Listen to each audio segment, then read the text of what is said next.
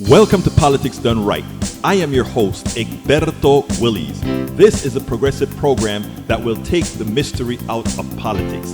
This is the program that will encourage you to make sure government becomes we the people. Whether you are liberal, progressive, conservative, or otherwise, you get to air your point of view. We are an independent media outlet that, unlike mainstream media beholden to corporations, we only owe allegiance to you. Remember, you can also send me a tweet at EGBERTOWILLIES. That is at Egberto Willies.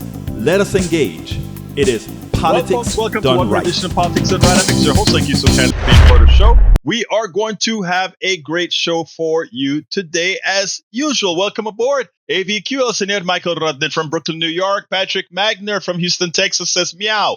Welcome aboard as well. Yvette Avery Herod from Atlanta, Georgia. Welcome aboard. We also have in the house, para ver, Ali the Bearcat. Welcome aboard. And we'll lose the first 50 or so in Substack, but we are here now with Martha Madeline. Welcome aboard. David Harms, Jackie, Mike Moran. Welcome aboard to Politics Done Right. Lee the Bearcat from Austin, Texas. How you guys doing? All right, then we'll start with your, let's see what you got for me today. BBC, federal agents arrest New York City mayor candidate Brand Landers, who that's the person that the New York Times is recommending at immigration court. New York City Attorney General Letitia James called the arrest profoundly unacceptable and said arresting Comptroller Lander for the simple act of standing up for immigrants and their civil rights is a shocking abuse of power.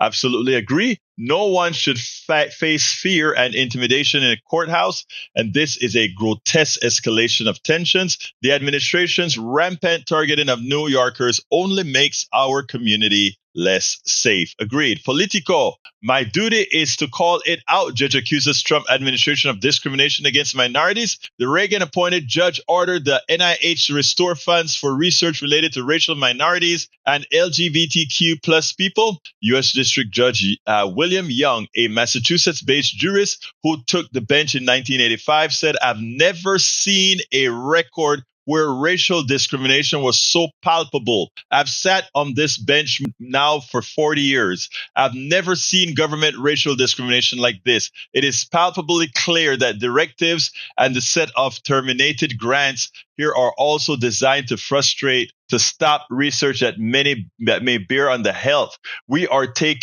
talking about health here. The health of Americans, of our LGBTQ community. That's appalling. I am hesitant to draw this conclusion, but I have an unflinching obligation to draw it, that this represents racial discrimination and discrimination against Americans' LGBTQ community. That's what this is. I would be blind not to call it out.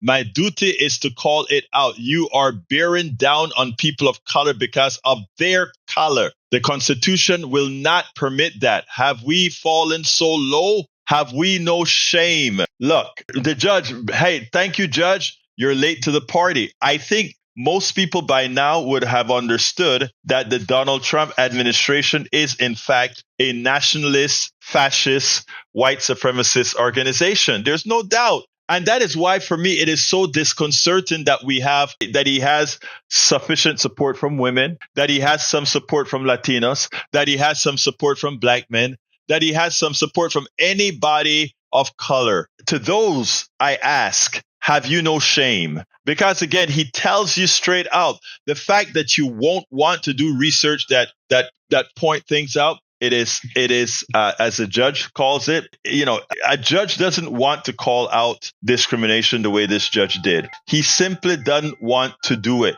But it is so blatant in this administration that he simply had to do so. Okay, let's see what else we got here. Michael does say, Egberto, a couple long ones. Okay, Michael. The long ones, let me see what they're about. Banking on climate chaos. Guys, please go ahead and read the one from Common Dreams on the climate. Very important. Suffice it to say, we are in support of not removing all the things from the IRA, the IRS, which was the Inflation Reduction Act, IRA, Inflation Reduction Act. It's shameful that they're trying to reduce that. The Senate is trying to bring back a bit of it. Won't be enough. We also have from Oil Change International and Rainforest Action Network, Tom BK Gauthier, Executive Director, Indigenous. Once again, the Banking on Climate Chaos report makes clear that Indigenous peoples, frontline and fence line communities have long known Wall Street investment banks and global financial institutions are complicit in the climate crisis, despite their greenwashing and false promises. These banks continue to bankroll the expansion of fossil fuel industry and the false solutions that deepen climate injustice, land grabbing, and human rights abuse. From carbon markets to carbon. I lost my eye kind of went off. Carbon capture to geoengineering techno-fixes. These schemes are distractions from the real solutions rooted in indigenous sovereignty, traditional indigenous knowledge, land and oceans defense, and a just and energy transition away from extractive capitalism. And I can leave it right there. You guys can read the rest. It's in the chat. Please be sure to do so. Harry Denson is in from Missouri City, Texas. Thank you for being here, Harry.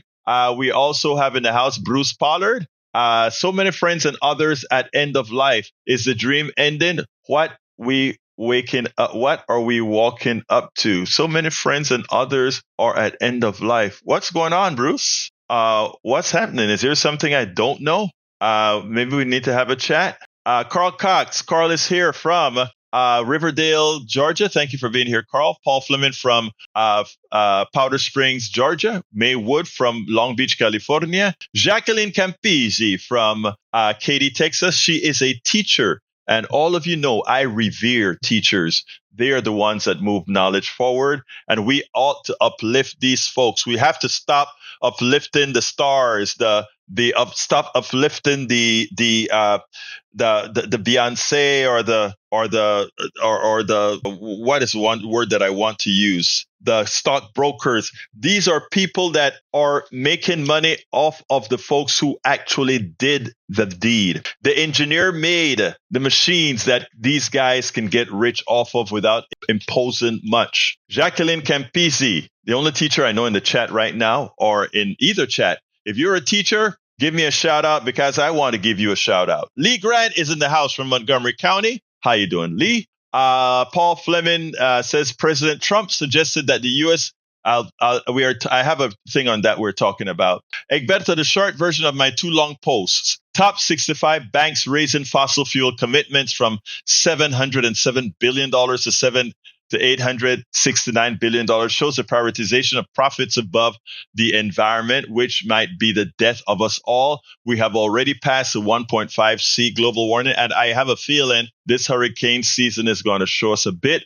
I pray that we get spared in the Houston metropolitan area, because Houston, in as much as it's in a very crucial zone, a zone attacked by hurricanes, the way our refineries are lined up, the way our homes are lined up, the way we've started building in reservoirs to save the city, it's going to be a massive, destructive year if things turn bad for us. And you know what?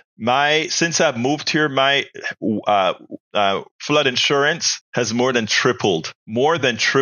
Even as I'm outside of the flood zone by several feet, but it has tripled. All right, welcome aboard. Let's see what else we got here. All right, Adam, welcome, my dear brother. He's in from the one and only Pennsylvania, right? Good afternoon. Adam is from Pennsylvania. I forgot. I think close up to Philadelphia, right?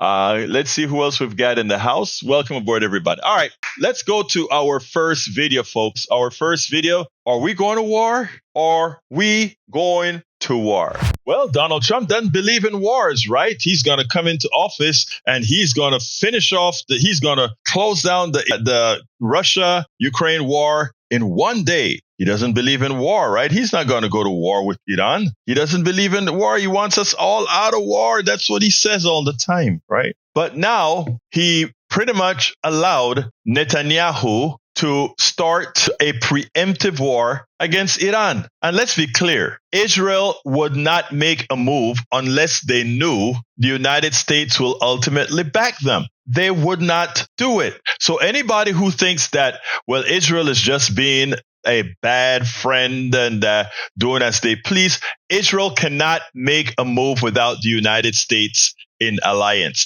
because Israel's military could not exist without the United States. But again, Israel plays a bad cop, good cop with America. America loves the idea of a belligerent Israel doing a lot of the dirty work that they don't want to face on directly. But now, Donald Trump isn't as slick. He now writes a tweet threatening Iran, and would make you believe, if you read the tweet, that America is already definitely involved in this war with Iran. But worse, he normalizes the killing of high officials. He normalizes the killing of the Ayatollah. He normalizes the killing of those that have already been killed by Israel, civilians and military alike. I want you to listen to this piece here, and then we'll take it on the other side. We have breaking news. President Trump has just posted new comments directed at Iran, aimed at the country's ongoing conflict with Israel. Here's what he posted on Truth Social just now. We know exactly where the so-called supreme leader is hiding, obviously a reference to the Ayatollah. He is an easy target, but is safe there. We are not going to take him out, and then in parentheses, kill. At least not for now. But we don't want missiles shot at civilians or American soldiers. Our patience is wearing thin. Thank you for your attention to this matter. I want to bring in NBC's Monica Elba. Monica, this follows another posting by the president where he said we have complete and total control of the skies over Iran. And as we are waiting to hear that there may be a meeting with his national security team, what can you tell us about all this? Well, I think a couple things stand out from this, Chris. Certainly the language there that you just referenced, we have control over the skies. And then in that post that you just read aloud, our patience is wearing thin. I mean, all of this is raising the really key question here of what role the U.S. is playing or will play in this conflict between Israel and Iran. And the president is obviously taking to his social media platform to try to issue some pretty intense warnings and threats here about what, again, the U.S. may or may not do. And he's using that message and that platform to try to amplify what have been a couple of contradictory stances where in the last couple of days, everybody from his Secretary of State to other top officials have said the U.S. is not involved in this except for trying to pursue a diplomatic route, which we know right now has hit a dead end. And even last night, as he was returning from Canada early on Air Force One, he was still trying to talk about this idea that there could be a diplomatic path and that Iran could return to the negotiating table. As we know, those talks had been ongoing for the last couple of months. But this certainly ratchets it up a little bit to a next level of raising this question again of whether there would be a military action that the U.S. would support or be involved in. And it echoes some reporting from over the weekend that the U.S. and the president rejected a plan by Israel to assassinate the supreme leader, to assassinate the Ayatollah. So the president saying that he is arguing again on social media that he has the information, that the U.S. has the intelligence of his whereabouts and the way to go about doing that, but that for now he is safe and that is not what he's doing, while in the same breath saying our patience is wearing thin. And then he posted a few seconds after that in all capital letters, just the words unconditional surrender. Donald Trump is asking for the unconditional surrender of Iran, like Iran is a child, like if Iran is the one who started the belligerence. Look, I am no defender of Iran. I am no defender of any of these countries. To tell you the truth, all of these countries have leaders that are way beyond the pale. The thing is, I am not going to ever defend a preemptive strike on any country because you have the idea that if they develop nuclear weapons or they develop a weapon that you don't want them to develop, that somehow it's a threat to you. Well, does Israel have nuclear weapons? Of course. Should other countries preemptively invade Israel for having that? No. If you take a look at the tweet that Donald Trump wrote as well, he says to Iran, don't touch American soldiers and don't touch the Israeli civilians, right? Well, wait a minute. Then Israel, on its path to get Hamas, level Gaza? Didn't they kill north of 100,000 people with as many children involved? Isn't that true? Who cares more about civilian lives? Isn't Israel taking out scientists left and right in Iran as we speak and threatening to take out the Ayatollah. Suppose another country said, we are going to take out your leader. Suppose another country said, we are going to take out Netanyahu. What would be the reaction of the world be? Yesterday, I played where Mehdi Hassan pointed out how the coverage is made in America, as if Israel, the great good guy, always the victim, why they are the ones that are victimizing so many. And trust me, this has nothing to do with Israel being a Jewish state. This has everything to do with what has always been for a very long time. And that is, these people don't, Netanyahu doesn't care about his constituents, his Jewish population. He doesn't care about them because he doesn't mind that knowing that many of these missiles come in from Iran for justifiably retaliating for a belligerent act by Israel. He knows that is those a lot of his folks are going to be harmed, maimed, and killed as well. He doesn't care about them. That's why he never cared about the people who got the terrorists took into Gaza. He never cared about them. In fact, that terrorist act, that vile terrorist act by Hamas on Israel, could have been stopped if he had listened to the two women that informed him that these things were occurring. All this is an act by Netanyahu, and Donald Trump is just another piece of the action. If they take us to war, folks, if they take us to war, mark my word, the blowback won't come against Donald Trump. The blowback won't come against Netanyahu. They are safe. They have hundreds of people protecting them. The blowback is coming on you. The planes that are going to be bombed, the towns and buildings and buses, etc. Because you know what? One man's freedom fighter is another man's terrorist. Remember that. Remember the formative years of America. The British didn't cede our freedom. We took it. And we would think that by now we would have civilized ourselves beyond war. But it is clear that those in power around the world who least need to be in power are the ones controlling it. Now, let me go ahead and address something from our brother LeFranco. Our brother LeFranco says, can we agree that Iranian regime needs to go? No, I can't. That's not our business. If the Iranian people want to get rid of the Iranian regime, they will. Let me ask that question in a different manner. Let me ask this question in a different manner. Because right now, we believe that the supreme leader in Iran is doing bad stuff to his population. That's what we believe. But you know what? A lot of us also believe that the Trump administration is a horrendous fascist regime. Can you agree that the Trump administration needs to go? Yeah, I can. Suppose we had that Brazil, a democracy that just recovered from Bolsonaro, the fascists in Brazil. They have a fairly strong military. Suppose Brazil says Americans need our help.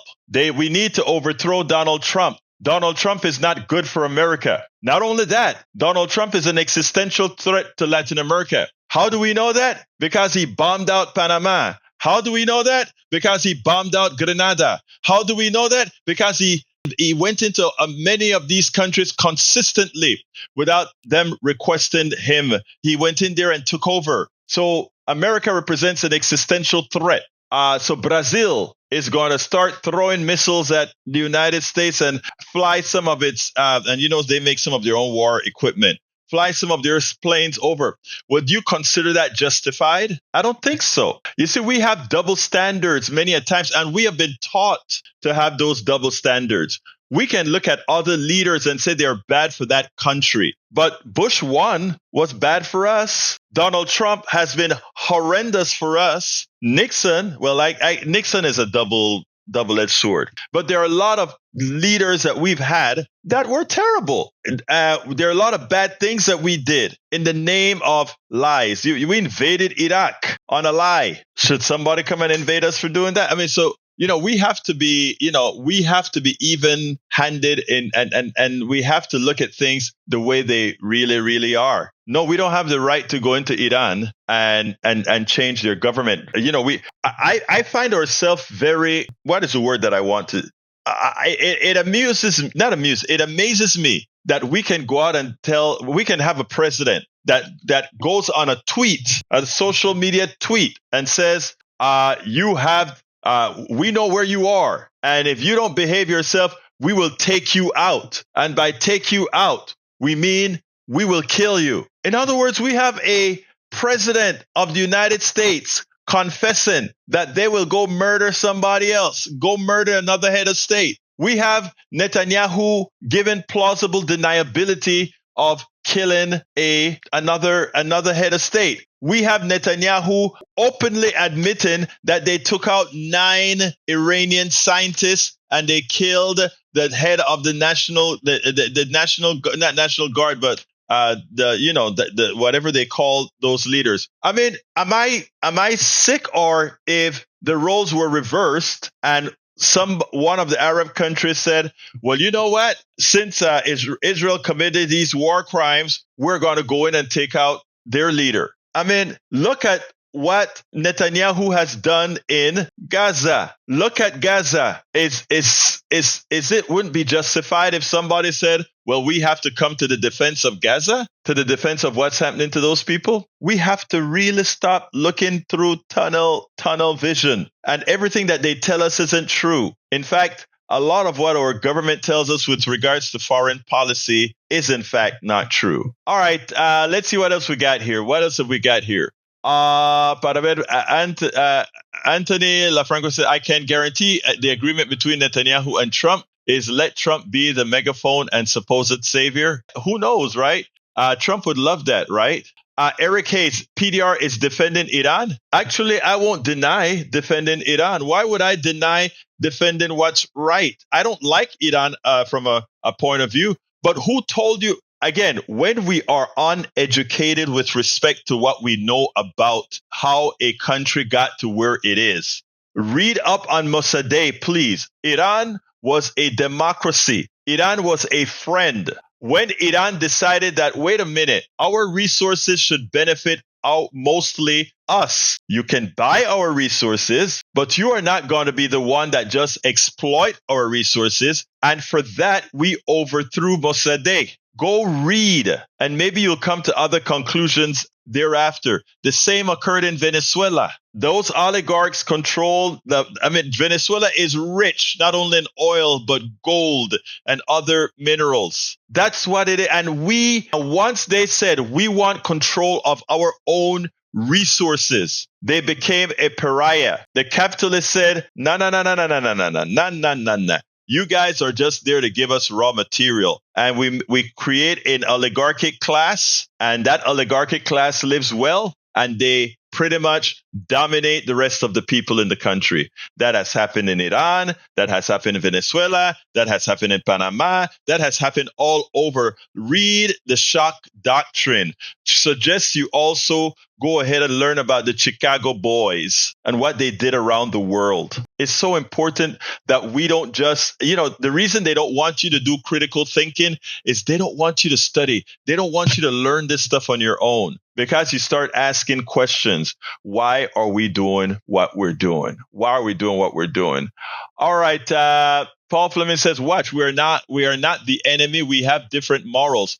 We have different values. Representative Jason Crow, U.S. Army vet, challenged Secretary of State Hedge directly after he used language that blurs the line between our military and extremists. Leadership matters. So does the tone it sets. Exactly. Michael says, what's weird is that Iran was the second Muslim nation to recognize Israel's existence way back in 1948. Yeah, they were a friend of Israel as well. But what happened is they were a friend of Israel as long as they had a king of a certain class that kept the rest of the population in bondage as the other people took their natural resources. But people don't get it. People don't get it. Let's see. One of the conflicts from Anthony LaFranco, one of the conflicts and complications, Iran, Hamas, and the rest of the alliance are funded by Qatar, Trump's buddies. Look, when you stop looking at this from an ideological point of view, you see that it's a capitalist thing, right? All of these people, the capitalists in Qatar, the capitalists in Saudi Arabia, even the Iranian capitalists outside of Iran, they are going to make a killing, whether there's a war or whether there's a build up to war. That's how it works. That is how it works. And the quickest that we understand that, we stop allowing them to use us as pawns. All right, let's see what else we got here. PDR thinks Hamas and Hezbollah are freedom fighters. Well, no, I don't. I think Hamas, based on the way on what they do, they're terrorists. But you know what? Look, I am not defending Hamas, Hezbollah, or any of these people. But what I won't do is also demonize other entities. And let me tell you why. It's important that we don't. If I am from Panama. I'm from Panama, original country, Panama, born in Panama. Soy Afro-Latino. Now, who has killed more Panamanians in vicious, inhumane manner? Hamas, Hezbollah, or the United States Army? And there's no comparison. In just one particular incident in 1989, Bush killed 10,000 Panamanians. They call it 4,000 in Wikipedia, and I think 200 something is what the United States government, or 1,000 I think is what the United States government has to say. We know the town. We know Chorrillo. We know where this occurred, and we know 10,000 plus Panamanians died, and it didn't happen just on the first day. It happened as soldiers who populated the Colon and Panama would indiscriminately kill Panamanians. Language barrier.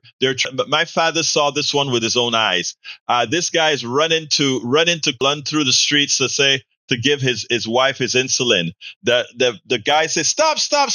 He stopped. He raised his hands in the air and he said, I'm trying, and he lunges and said, I'm trying to do this, send this to my wife, the insulin to my wife. And the soldiers opened up and killed him right there in front of El Comisario in Colon. Okay? Now, again, no data, nobody cared. It was the invasion to get Manuel Antonio Noriega, and the Panamanian people were just flesh, dead flesh, expendable flesh. So again, you have to be careful when you ask who is the enemy and who is the foe and who is the friend. You have to ask yourself that. Now, how is the cousins and the daughters? I had a cousin I know in Chorrillo who was blown to smithereens and never found, right? Who was thrown into the empty pits and unceremoniously thrown away into a grave like dead cattle, okay? So it is important for us to be measured and understand how things really are, right? Okay, Carl Cox says Putin and Netanyahu are puppet masters. Trump is their puppet. Yeah, Trump is a lot of people's puppets, a lot of people's puppets. We also have Michael Renza, Egberto, hypothetical. Suppose a supermajority of citizens of a country keep saying their government is militarily oppressing them. Would we go in and save those people? If those people started to save themselves, if those people are a part of using the external army, in other words, if they are a part of the planning, a part of execution, if they're going to pick up arms that we supply them, yes, we can help them in that regards. Absolutely. But to just say, let me tell you what, let's say the formation of Panama. The formation of Panama came because Panama wanted to build a canal. Panama used to be Colombia. Colombia said no. So Panama got a few elitists in the province of Panama when it was actually Colombia. A group of elitists says, we want our independence from Colombia. And then they put their big boats in the Bay of Colon, right? And then declare a new nation. So it all depends. I think if a country wants external help, they have to have skin in the game and show that that is what the people really want, not for us to impose it onto them. We can't impose a government onto them. It's the same here in America. We have a fascist government now. And this is what I tell everybody. We only become a fascist state if we cede our rights to Donald Trump. and his ilk. And if we cannot get off our asses to actually fight for the freedom that we claim we are, we don't deserve it. And we can't ask anybody to do it. We know that MAGA has mental issues, but most Americans don't. Most Americans don't. So if we are not going to fight for our own freedom, then we deserve what we get. Now, I tell you, Saturday made me know, after in speaking to regular people that are just, regular housewives, regular husbands, regular folks, regular house husbands. I mean, I spoke to a whole lot of people. You guys saw some of the people that I spoke to in the video that I did.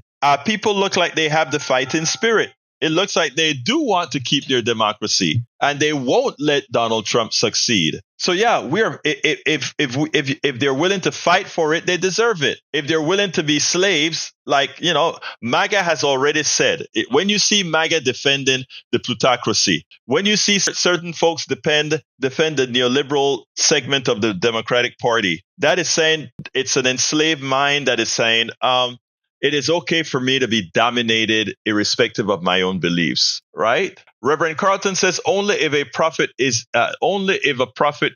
to be made. Yeah, that's true. Independent voter says, yes, I read Bandy Lee and I'm upset that his mental inability is never addressed. Yes, he is crazy. Do you lie says, so Trump wants to ban 30 additional countries from travel to the USA, mostly from Africa, Caribbean, Asian. Yeah, we know that. We knew that up front. That's why I said earlier on, any person of color or woman who supports Donald Trump, knowing this stuff, I can't say too much more than what I've said. Mentally enslaved, right? All right, let's go to Patrick Magner. Patrick Magner, come on in, my dear brother. My time is not bad. How are you doing? Oh, I'm doing fine. Talk to me, sir. Some of the people in the chat are asking what level we should be involved in changing the regime. And I wanted to point out that USAID was used oftentimes to help civilians that were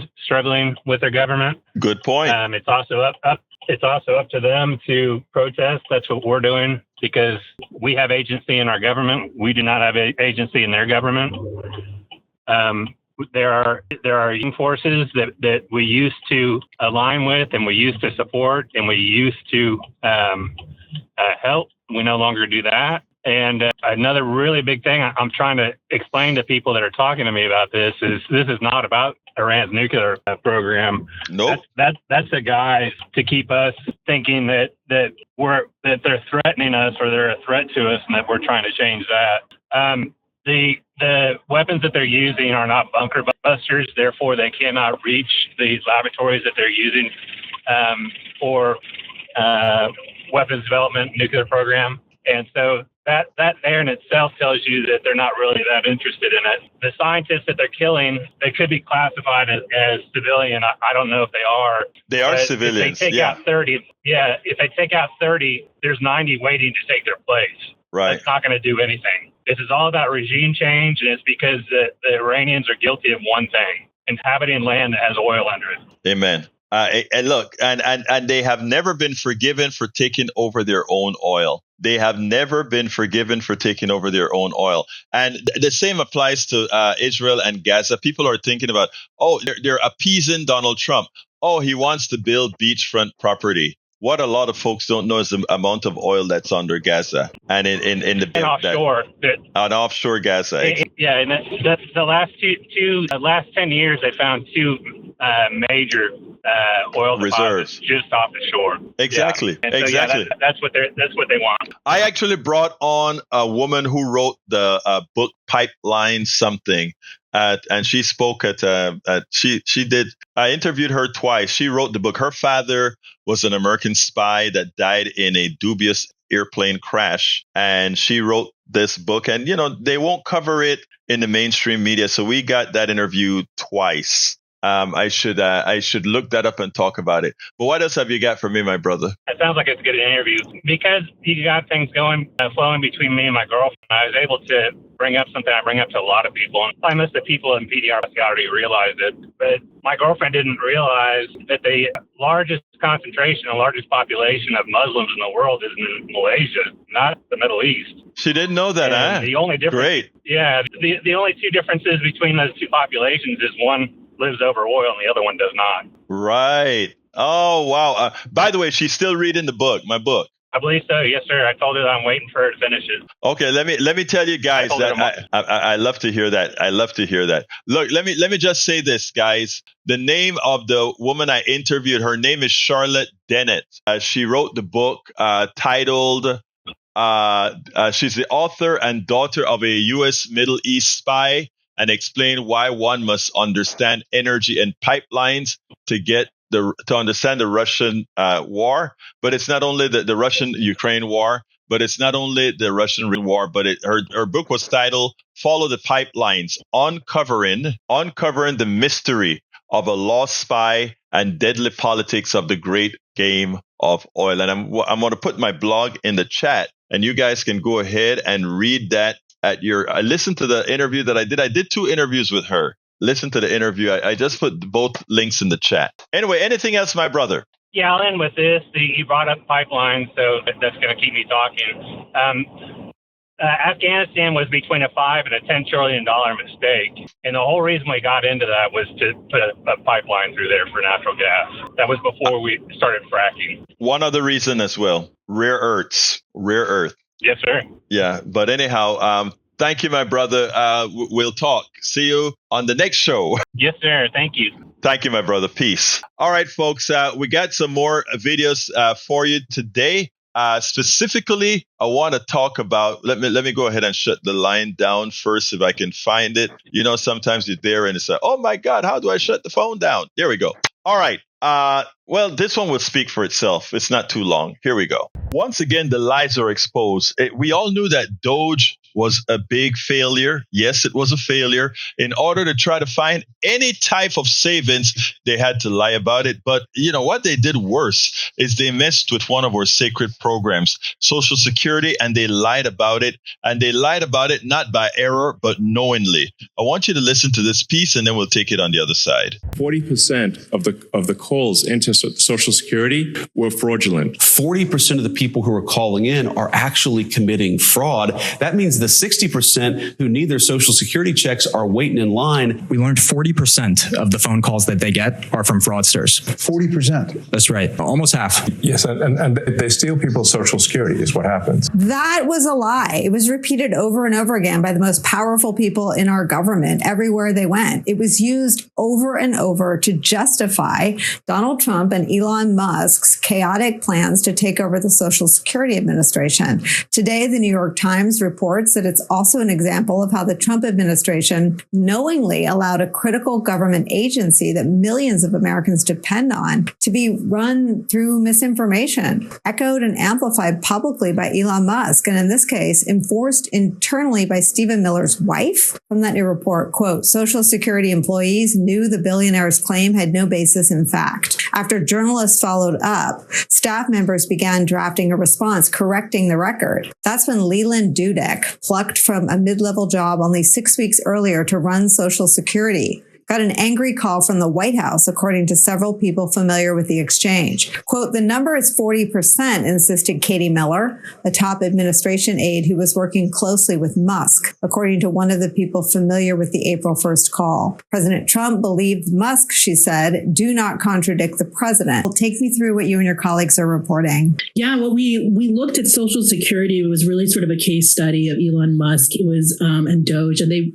they kind of fixated on this, you know, as the agency that they were going to try to kind of fix. They thought there was all kinds of fraud and waste, and this could be sort of a shining example of that. But what they ended up doing was taking all kinds of distortions, misinformation, and blowing those up through Elon Musk's Twitter feed. And it caused a lot of havoc inside the agency. We were able to see that really close up with some of our reporting from current and former employees. And they ended up elevating somebody who was a mid-level person, a fraud expert actually, but then not actually listening to the expertise of him and others in terms of trying to actually fix an agency. Instead, it was things that they didn't understand. They just assumed was showing something really scandalous instead of actually trying to understand it. And they rejected the expertise, and that caused a lot of chaos and problems. I want to read more from your reporting. You write this: the Times investigation found that Musk became fixated on the program in early February after members of his team misread government spending data. In response, Musk's team mobilized dozens of Social Security employees to affirm their views about fraud and began a project to ensure dead people were properly classified so they weren't mistakenly paid, even though DOGE officials acknowledged in an internal memo that payments were not being made in those cases. I mean, there are still probably millions of the president's supporters who believe that lie. It got incredible traction, this idea that, and President Trump even repeated it in his congressional address. And he even said, he went through and read off these stunning numbers of the people who were dead. And he said that many of them were on Social Security. In fact, the DOGE members who were inside the agency at the time, they understood that these were very old people, 150 or so. They were 150 years old, and it was just a record keeping issue essentially with them. And it was not actually getting any payments. And they understood that. And yet they embarked on this whole project to ostensibly remove these people, give them different dates of death in order to satisfy this idea that Musk and President Trump and others were perpetuating, that these were actually dead people getting Social Security checks, which was not true. Now, why would anyone want to do what DOGE did? Shouldn't that really be a crime? I mean, should the information that they gave out that he tweeted be some sort of an offense? I think we should try to draw the lines between somebody that has received a heart attack or something because they were fearful of their Social Security after Mr. Musk tweeted something. Maybe that's where we have to find a legal way to go after these liars, because while you can't stop them from lying because of free speech, if their knowing lies cause harm to others, I think that itself should be a crime and something we can do something about. But this is pathetic, and we shouldn't stand for it. And we need to remind everybody that all that stuff that they heard about Social Security, they were verifiable lies, and that is something we need to get out there. It is amazing. Now, look, I find it amusing. Now they're trying to say Mike Cisak. I don't normally quote Mike Cisak because he is a bastion of lying for the administration, supporting the administration, and I wonder about. Interestingly, he now says, oh, no, they didn't mean 40% of all the calls that go into Social Security. They meant 40% of the calls, the automatic payment calls are from fraudsters. Oh, really now? None of that was true, sir. What part of not true don't you understand? But again, you make a useful you-know-what to the administration as they pilfer you. But enjoy your pilfering. All right, let's see what else we got here from our peeps. What else have we got here from our peeps? Michael says people like Mike C reject reality and substitute their own. They don't want to accept fact-checking, which demonstrates that it's people on their side that's repeatedly lying to them. Exactly. Adam W. says Elon Musk is the biggest welfare recipient the U.S. has ever seen. That is an absolute statement of fact. Michael Rudden points out that fraud against our government programs are rare exceptions, not the rule. Those who push the idea that fraud is common are pushing a different agenda, damage government and force means testing so their social welfare becomes ineffective. That then privatize the function. Yeah, but the other thing that they want to do is by talk. They want you to believe that it's a fraud, so they want you to believe that government is a fraud, so they can do a whole lot of cutting, right? But the problem is that they're going to run up to the same problem that they had with immigration. They lied to their people, letting them believe that, there were a whole lot of immigrants that are criminals. A lot of immigrants are criminals. Couldn't be furthest from the truth. Nicest people, because they are thankful. Today I had a brother from Jamaica called in. This is the best country in the world. I love it because I can do things, right? I'm an immigrant. And the reason a lot of us do that is because we know that we have that elastic clause, the potential to change, right? That's what it's all about. El potencial para cambiar, the potential to change. It's that simple, right? But anyhow, what else have we got here? Paul Fleming says, Representative Jimmy Gomez, you won't believe the latest excuse from ICE. They told us this is a field office, not a detention facility, but the signs say detention center. They said no one's being... Michael Cisak. Okay, Michael, what's up? Okay, so I actually researched this when this claim came out by the left-wing media, and so I went back and watched the interview and everything else that was said. Okay, and here's a recap basically exactly what was said in the interview. The DOGE engineer stated that 40% of phone calls coming into Social Security Administration attempting to change direct deposit information were from fraudsters. That's very specific to what they were talking about. It is very wrong. MSNBC changed what was said to saying that all calls to Social Security, which there's a lot more calls that don't go to the part as far as payments. You got all sorts of other informational calls, everything else, okay? They weren't talking about those calls. They were talking about direct deposit calls. Look, brother, okay? I don't care how you try to... I don't care. I don't care how you try to... No. Sir, sir, when you change the facts... It does not... Okay, I made you speak. Let me speak now. It doesn't matter how you try to sugarcoat it.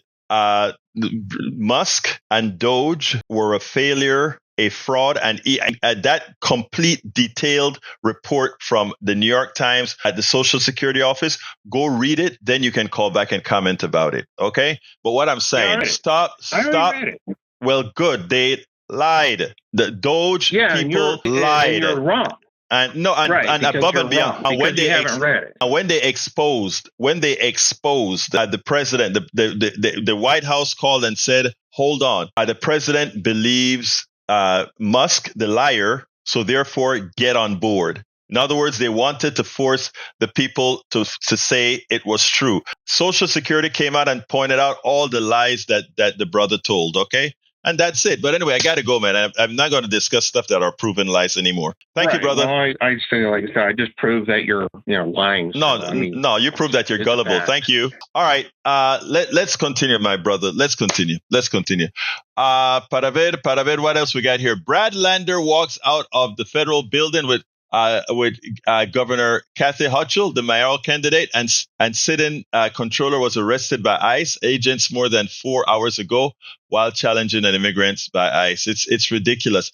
This is where I said, when the hypothetical that Brother Rudden brought up, he said, what happens if people want their democracy, but the military in that place is actually stopping that eventuality? People have to react. And what we are seeing here in America right now is people reacting to the president. We won't allow his fascist inklings to be realized. We won't. One of the reasons I do what I do here 24/7, exposing and counteracting lies like what you see, or some of the people in this chat. People like Mike Cisak and Eric Hayes, they read right-wing rags and they feel a responsibility to come on air to go ahead and refute us with their lies. We won't allow that, right? Because again, what we talk about is verifiable, absolutely verifiable by math and by evidence. So we won't take it. We won't accept it. And one of the reasons we convert all these videos where we have we take outtakes, folks, and we put it out there on TikTok and Instagram and all these other places, because they have a lot of money that they use to populate the internet with lies so that those who least do critical thinking will accept it. You know, our brother CSAC, Eric Hayes, you just have to tell them something superficial and they believe it. It's like Iran. They look at Iran from a superficial standpoint. They forget that it has history.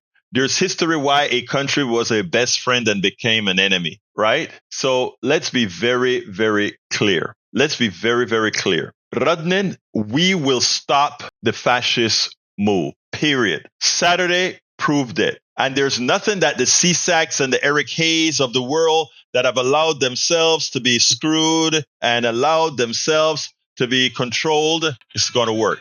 All right, Harry, you got 30 seconds, Harry. Talk to me, my brother. Yeah, I wish I had called sooner. Yeah, you're right about that. Iran does have history because most of the day nationalized those wells. The Brits had controlled those wells, the United States. And like Patrick Magner said earlier, this is about regime change because they want that oil back. They don't want Iran controlling that oil. One other thing I wanted to say was I wrote a whole bunch of stuff, but I couldn't find it on the chat. It's something that Tag talked about yesterday. It has to do with that Minnesota shooter.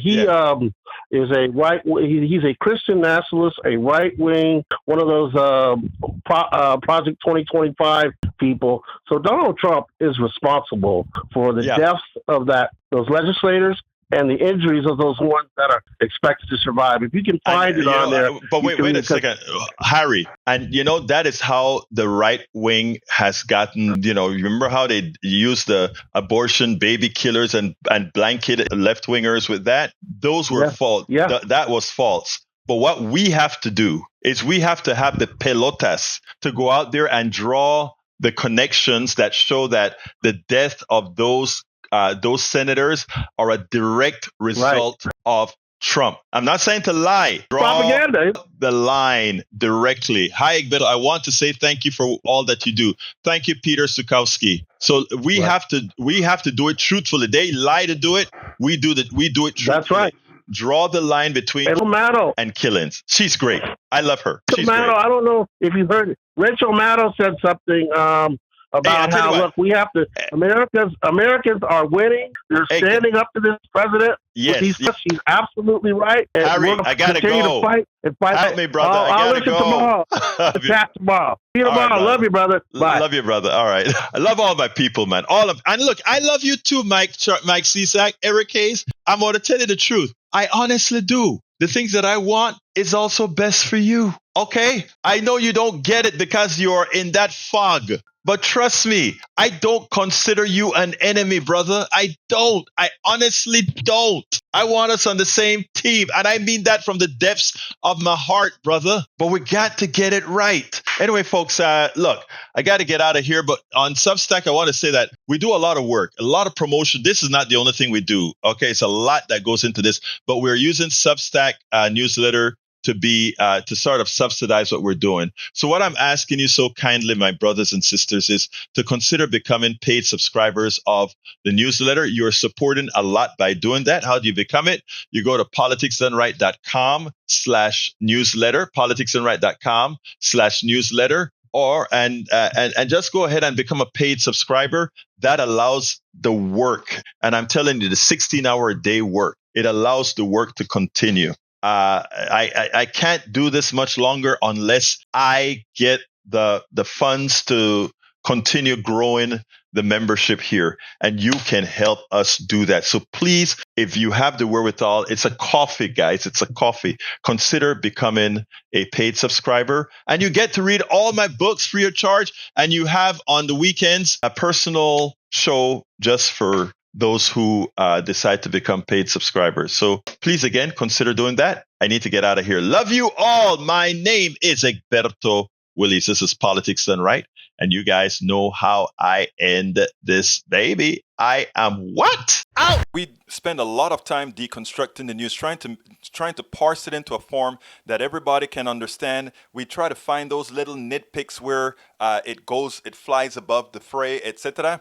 If you really like these videos that we do, I want to ask a big favor. Please go ahead. Number 1, subscribe to our channel. And number 2, please join if you can. Thank you so kindly for watching. Keep watching. Please remember to share. We must populate the entire internet with our progressive message, a message that we know is what most Americans say that they want. So help us, please join.